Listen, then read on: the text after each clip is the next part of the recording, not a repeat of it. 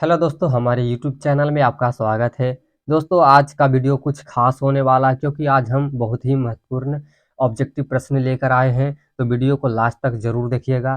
तो यहाँ पर हिंदी व्याकरण है, ठीक ना। व्याकरण में है, यहाँ पर उपसर्ग है, ठीक ना। व्याकरण में कौन सा टॉपिक है? उपसर्ग है। उपसर्ग के हम बहुत ही महत्वपूर्ण ऑब्जेक्टिव प्रश्न को लाए हैं, ठीक ना। जो देखिए यहाँ पर पूछा गया है, 2021 में पूछा गया, यहाँ भी 2021 में पूछा गया। ये सब पूछा हुआ प्रश्न है, तो आप लोग अंत तक जरूर देखिएगा। तो चलिए पहला प्रश्न की ओर चलते हैं। यहाँ पर पहला प्रश्न है, उपसर्ग का मतलब होता है दोस्तों आगे वाला जो उपसर्ग होता है उसको, जो किसी वर्ड में, जैसे परलोक का उपसर्ग क्या हो जाएगा? परलोक शब्द में उपसर्ग क्या है दोस्तों? तो इसका आंसर जो हो जाएगा पर हो जाएगा, ठीक ना। आगे वाला वर्ड को हम उपसर्ग बोलते हैं। तब परलोक में उपसर्ग कौन सा हो जाएगा दोस्तों? पर हो जाएगा। ऑप्शन नंबर ए यहाँ पर सही हो जाएगा, ठीक ना, पर। फिर अगला प्रश्न देखते हैं। अगला प्रश्न है दोस्तों, सपरिवार। सपरिवार शब्द में कौन सा उपसर्ग है, ठीक ना। सपरिवार शब्द में कौन सा उपसर्ग होगा दोस्तों? तो स होगा। सपरिवार, स को अलग कर देंगे या परिवार को अलग, तो आगे वाला शब्द जो निकलेगा वो स निकलेगा, इसलिए ऑप्शन नंबर ए यहाँ पर सही हो जाएगा, ठीक ना। फिर अगला प्रश्न देखते हैं। अगला प्रश्न है हमारा प्रश्न नंबर 3 है, ठीक ना। अधपका शब्द में उपसर्ग है। अधपका शब्द में कौन सा उपसर्ग है दोस्तों? तो अधपका, अध को अलग कर देंगे, पका को अलग कर देंगे, तो आगे वाला जो शब्द निकलेगा वो अध निकलेगा, ठीक ना। अध मतलब ऑप्शन नंबर ए यहाँ पर हो जाएगा, उपसर्ग हो जाएगा। अधपका का उपसर्ग कौन सा हो जाएगा? अध। फिर अगला प्रश्न है निडर। निडर शब्द में उपसर्ग है। निडर शब्द में कौन सा उपसर्ग है दोस्तों? तो नी प्लस डर, निडर। तो नी पहले वाला शब्द हो जाएगा, इसलिए नहर नी जो होगा, ऑप्शन नंबर ए यहाँ पर निडर का उपसर्ग हो जाएगा, ठीक ना। अगला प्रश्न है, उपकार शब्द में कौन सा उपसर्ग है, ठीक ना। उपकार शब्द, तो उप जोड़ कार, ठीक ना। उप जोड़ कार यानी उपकार हो जाएगा, तो ऑप्शन नंबर डी यहाँ पर आगे वाला वर्ड जो निकल रहा है, option number option number D यहाँ पर सही हो जाएगा, उप, ठीक ना।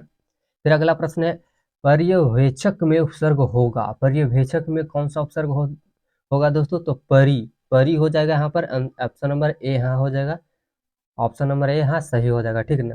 फिर अगला प्रश्न है, उपवास। उपवास में कौन सा उपसर्ग है? तो उपवास में जो होगा दोस्तों, उप जोड़ वास, ठीक ना। उप जोड़ अवास या कह सकते हैं, तो उप आगे वाला जो शब्द निकल रहा है उप, इसलिए ऑप्शन नंबर ए यहाँ पर हो जाएगा सही। फिर अगला प्रश्न है, विकास शब्द में उपसर्ग है। विकास शब्द में कौन सा उपसर्ग है दोस्तों? तो बहिष्कार वी हो जाएगा, ऑप्शन नंबर ए यहाँ पर भी सही हो जाएगा। अगला प्रश्न देखते हैं। अगला प्रश्न है, अतिरिक्त शब्द में उपसर्ग है, ठीक ना। अतिरिक्त जो शब्द है उसमें कौन सा उपसर्ग हो जाएगा, ठीक ना। तो प्रश्न नंबर 9 का जो सही आंसर होगा दोस्तों, अति हो जाएगा, ऑप्शन नंबर बी यहाँ पर सही हो जाएगा, अति।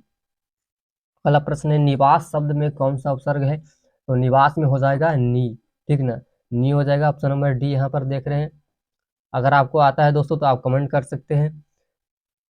फिर अगला प्रश्न है दोस्तों, सम उपसर्ग में निर्मित शब्द नहीं है। सम जो उपसर्ग है दोस्तों उसमें निर्मित शब्द कौन नहीं है? संबोधन नहीं है, ठीक है ना। संबोधन हो जाएगा, ऑप्शन नंबर सी हो जाएगा यहाँ पर सही। फिर अगला प्रश्न है, स्वाभिमान में उपसर्ग है। स्वाभिमान में कौन सा उपसर्ग होगा दोस्तों? तो स्व होगा, आगे वाला वर्ड जो होगा स्व, इसलिए ऑप्शन नंबर ए यहाँ पर सही हो जाएगा। फिर अगला प्रश्न है, अतिक्रमक। अतिक्रमण में उपसर्ग है दोस्तों। अतिक्रमण में कौन सा उपसर्ग हो जाएगा? तो अति हो जाएगा, ठीक ना। ऑप्शन नंबर ए यहाँ पर, सी यहाँ पर सही हो जाएगा, ठीक है ना, अति। फिर अगला प्रश्न है, सुगंध में निहित उपसर्ग है।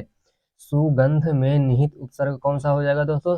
तो आगे वाला वर्ड सहस्रकार सु हो जाएगा, यानी ऑप्शन नंबर सी यहाँ पर भी सही हो जाएगा। फिर अगला प्रश्न है, अभिव्यक्त। अभिव्यक्त शब्द में निहित उपसर्ग है। कौन सा उपसर्ग हो जाएगा दोस्तों? तो अभिव्यक्त में हो जाएगा अभी, ठीक ना। अभी यानी कि ऑप्शन नंबर ए यहाँ पर सही हो जाएगा। फिर अगला प्रश्न है, विनय शब्द में कौन सा उपसर्ग है दोस्तों? विनय, तो बहर्षिकार बी हो जाएगा, आगे वाला वर्ड जो हो जाएगा, तो ऑप्शन नंबर सी यहाँ पर भी सही हो जाएगा, ठीक ना। फिर अगला प्रश्न है दोस्तों, निर्भय शब्द में कौन सा उपसर्ग है? निर्भय, ठीक ना, क्या है दोस्तों? निर्भय।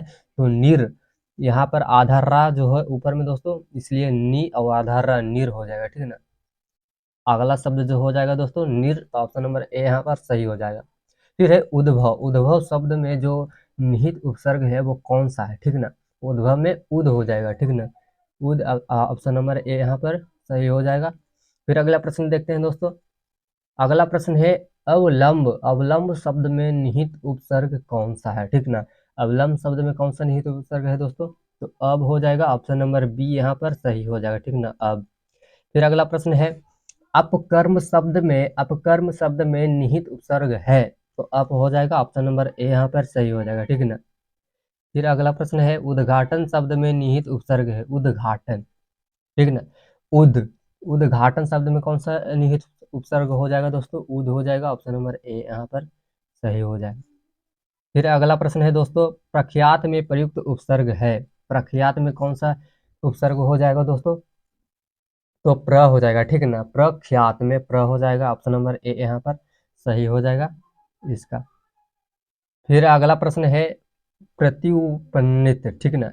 प्रत्युत्पन्नित में मति में शब्द में कौन सा उपसर्ग हो जाएगा दोस्तों, तो यहाँ पर 23 का जो सही आंसर हो जाएगा प्रति हो जाएगा, ठीक है ना। प्रति हो जाएगा, ऑप्शन नंबर बी यहाँ पर सही हो जाएगा।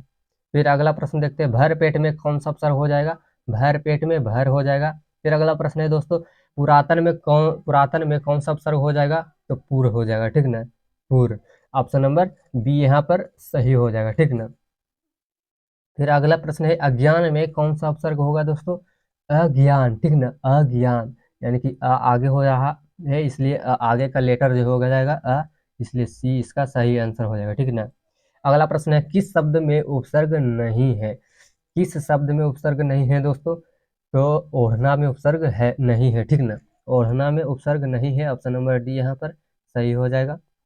फिर अगला प्रश्न देखते हैं, अगला प्रश्न है, अवनत, अवनत शब्द में प्रयुक्त उपसर्ग कौन सा, ठीक ना। अवनत में कौन सा उपसर्ग हो जाएगा दोस्तों, अब हो जाएगा, ऑप्शन नंबर सी यहाँ पर सही हो जाएगा, ठीक ना। अब फिर अगला प्रश्न है, प्रक्रिया में कौन सा उपसर्ग हो जाएगा, ठीक ना।